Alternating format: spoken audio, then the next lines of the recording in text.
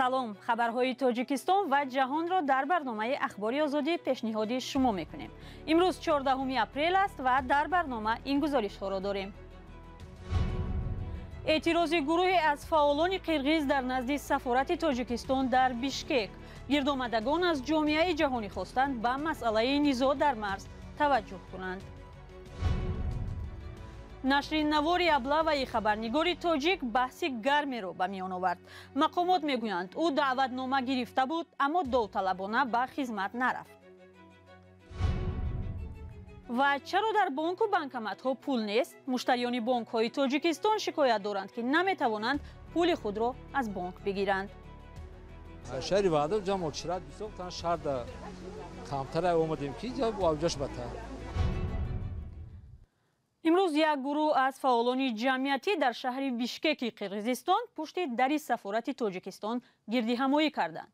дар ин эътироз ҳудуди 20 нафар аз фаъолони қирғиз иштирок намуданд.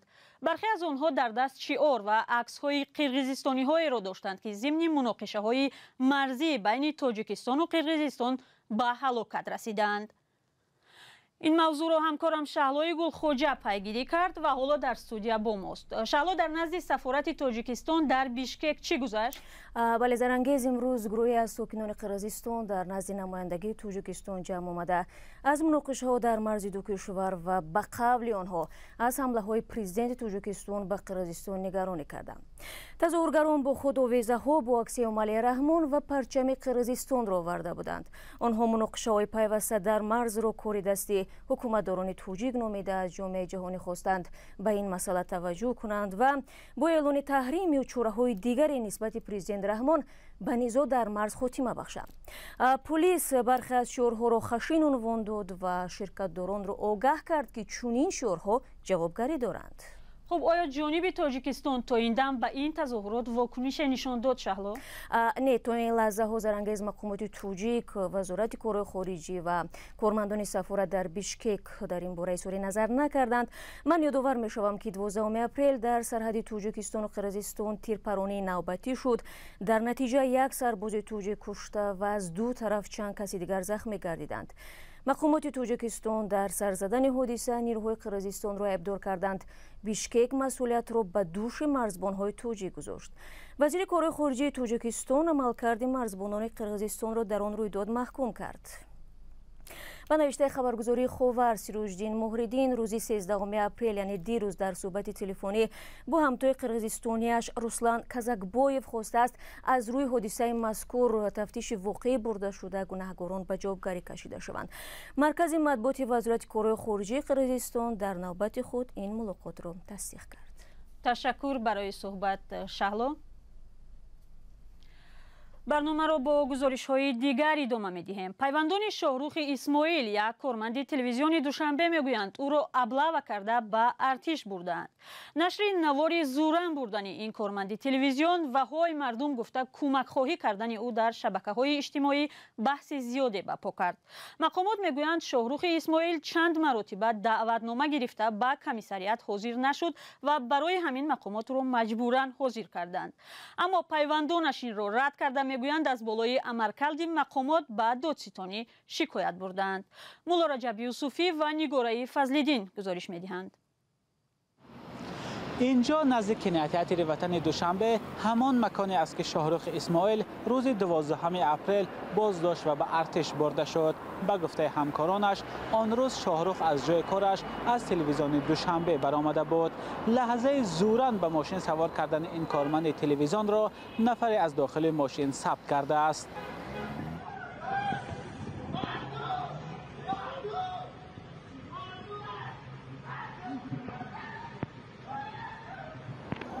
دفتر مطبوعاتی وزارت دفاع تاجیکستان میگوید حادثه سرباز شکار و یا ابله نبود.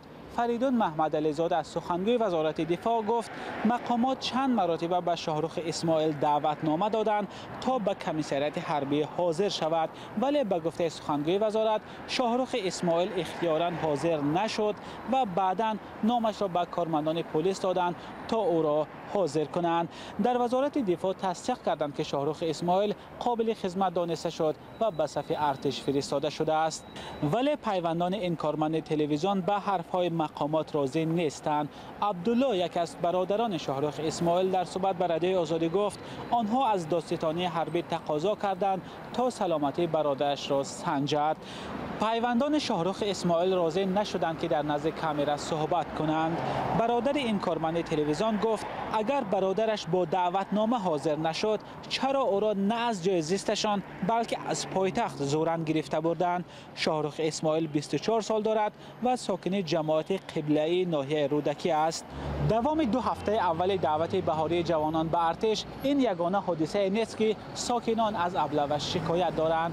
اول همین هفته 100 متر دورتر از اینجا از نزد دانشکده صنعت تصویری و دیزاین تاجیکستان یک جوان را زوراً به یک نقلیات سوار کرده بردند. این نوار را بلاگر تاجیک دلیر امام علی نشر کرد و شاهدان گفتند که این جوان را ابله کردند.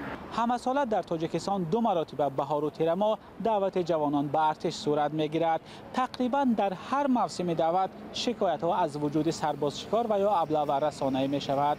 مقامات اکثر وقت جای داشتن ابله را رد میکنند و میگویند که جوانان با خواهش خود به خدمت می روند. مولا رجب یوسفی، نگاره فضل‌الدین، آزادی، دوشنبه. مقامات در تاجیکستان از یکباره کم شدن سطح آب در دریای پنج اظهار نگرانی میکنند که منبع اساسی آبی آشامیدنی در منطقه کولاب دانسته می شود. سطح آب نظر به گذشته ها 8-9 برابر کمتر و خطر به آب ماندن زمین های کشت تا رفت بیشتر می شود. تغییرات اقلیم و زمستان های کم برف یک سبب اساسی این وضع گفته می شود. محمود جان رحمتزاده از ناحیه همدانی گزارش می دهد. جزیره های خشکیده، سنگ های نمایان یکی از نشانه های کم شدن سطح آب در دریای پنج است. این حالت مسئولین ناحیه های ساحلی دریای پنج را در منطقه کولاب از کمابی نگران کرده است. سال جاری با آمدن گرما آب مجرای دریای پنج از 2400 متر کوبی در یک ثانیه به 280 متر کوبی رسیده است. ناحیه همدانی در سرگه این دریا قرار دارد و 3 ناحیه منطقه را با آب تامین می‌کند. حالا کمابی مسئولین این ناحیه را نگران کرده است. متاسفانه سال گذشته مجرای دریای پنج بنیاد در سطح پست قرار دارد. حال حاضر مجرای دریای پنج مگی 280 متر کوبی در یک ثانیه است که یکی از نشان دهنده پستترین است. سال گذشته در بگیم که در نقطه پیکش اصلا بلندش 1100 شده امید 1100 کوب در حالی که 2300 1400 کوب میشه. سطح آب دریای پنج تا چند سال پیش در فصل گرما بلند میشد. مقامات میگویند که یکی از سبب‌های کمابی گرم آمدن فصل‌های سال در زمستان و کم شدن بارشات است. این حالت به کار کشاورزان تاثیر رسانده است. طی 2 سال اخیر کشاورزان در فرخار و واسه از کمابی شکایت میکردند.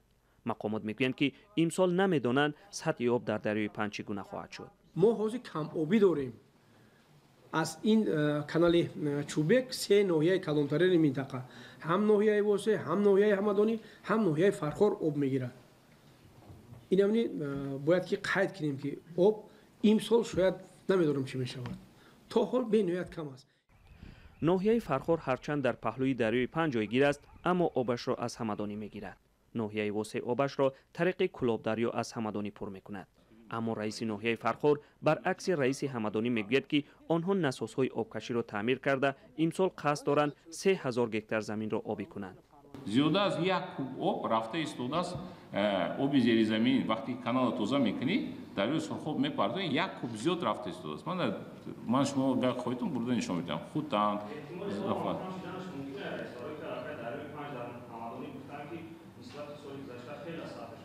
این نه از من علاقه آبی‌های دیگه شده ایستاده است. ما کانال‌های پدویش با گورگی تازه کرده ایستادیم. هرچند ظریف نظری رئیس ناحیه فرخار کمابی را در دریای پنج رد کرد اما از بلندی‌های فرخار جزیره‌های خشکیده دریای پنج مشاهده می‌شود. تا تابستان سال 2021 ساکنان نزدیک بر 50 کیلومتری دریای پنج در فرخار از نداشت آب شکایت داشتند. دریای پنج یکی از تامین کنندگان آب آشامیدنی و هم آب پالیزی در 3 ناحیه منطقه کولاب به حساب می رود. ساکنان هم میگویند که از سال گذشته تا حال کمابی بی سابقه را در ناحیه هایشان مشاهده کرده ایستادند.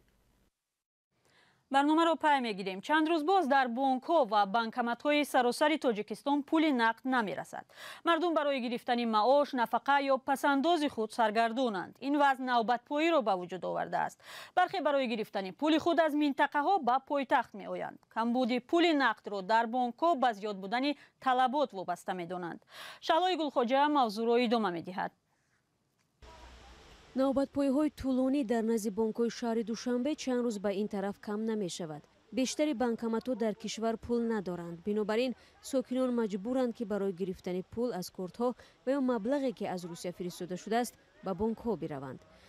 روسیه فرستادن گرفتن نمی‌توانه.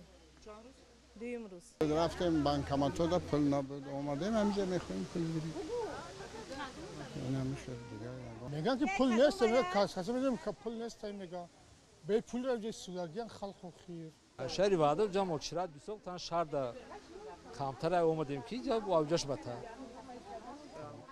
نمایندگان بانک‌ها کمبود مبلغ را به مشکلات تکنیکی ربط می‌دهند و ادعا دارند که برای زود پر کردن بانکمت‌ها دستشان کوتاهی می‌کند. به قول اقتصادشناس حاجی محمد عمرов نارسایی مبلغ واقعا هم جای دارد، چون که بانک ملی تاجیکستان از برآورش سامانی علاوگی می‌ترسد. پول محلی بنابر بحرانی که بعد از حمله روسیه به اوکراین به وجود آمده است در حالت آسیب پذیر قرار دارد. بنابراین حکومتداران برای کم کردن معاملات پول کوشش میکنند که تورم را پست کنند. مطابق با پول روسی علاوگی که به معاملات وارد می شود باید سامانی نشر کرد، ولی مقامداران از تورم خوف دارند. عمرов می‌افزاید در تاجیکستان طلبات به پول نقد معمولا زیاد است، زیرا تا کنون میان ساکنان فرهنگ استفاده کارت بانکی رایج نیست و نهادهای مالی به مثل کشورهای دیگر مردم را به پرداخت‌های غیر نقدی هوسمند نمی‌کنند. گروه از روزه‌داران در یک دهه ناحیه باباجان غفور عادت کردند هر روز در سحرخوری مهمان یک آشپز ماهر شوند. آشپزی که 8 سال باز در ماه رمضان هر صبح برای روزه‌داران آش خیریه آماده می‌کند. همکار ما فرزان محمدی به دهه کلنگیر نزد این آشپز رفت. ساعت پیش از سحرخوری رمضانی اینها اهل دهه کلنگیر ناحیه باباجان غفورov هستند. از سری رمضان اینجا جمع می آیند با ظرفهای خود برای آشی استاد دوران. آش خوریم ناز میگردیم دیگه چی خوریم نه اقدرام. من برای خودم برای یکی دیگه فرزندم خانه چطور برای دو ایلام میگیرم. چرکس به. آمی ساعتی دو اینجا آدم اونده بیستم. دوی شبانه. تا ساعت 3 چیز رو میبرم با. پلاو را دوران زاکیروف آشپز نامی همین منطقه میپزد. و پزنده آشخانه دهه کلنگیر است و هم آشی معرکه مردم را نیز او تهیه می کند. ولی 8 سال آخر هر رمضان تنها آشی خیریه و رایگان می پزد. شماری طلبگارا تا سال اصول زیاد. برای پیش بود ما 20 کیلو 15 کیلو آشی تقسیم میکردیم. بعد سال گذشته 80 کیلو خرید بودیم. من این سال حاضر دهه اول 50 کیلو کردیم. حرکت بودیم دهه دوم به 80 کیلو می زیاده آوایمی. حرکت کنیم آدم بسیار زیاد. به گفته آشپز بیش از 15 صاحبکار در تهیه محصولات آش خیریه سهم دارند، اما آنها نمیخواهند نامشان آشکار شود. برای 50 کیلوگرم آش نزدیک 3000 سامانی خرج می‌گردد که در یک ماه 90000 می‌شود. ولی در شب‌های خاص ماه رمضانی گاه زیاده از 150 کیلو پلاو پخته می‌شود. ما آن بعد افطار اینجا اونو میشینیم سیکین سبزی‌های مایده کرده. در تاجیکستان بیش از 90% اهالی مسلمان هستند و خیر و سخا از ویژگی‌های رمضان دانسته می شود. مقامات میگویند 30% اهالی کشور کم بضاعتند. همه‌گیری کرونا ویروس و اکنون بیکار ماندن مهاجران تاجیک در روسیه به علت بحران اوکراین خانواده‌های نیازمند را بیشتر کرده است. فرزان محمدی، رادیو آزادی، ناحیه باباجان غفورov. بینندگان عزیز، برنامه اخباری آزادی اینجا پایان یافت. خبر و گزارش‌های دیگر را در سامانه رادیوی آزادی دسترس مطالعه کنید. خوش و خوب و کامگار باشید و خدا نگهدار شما.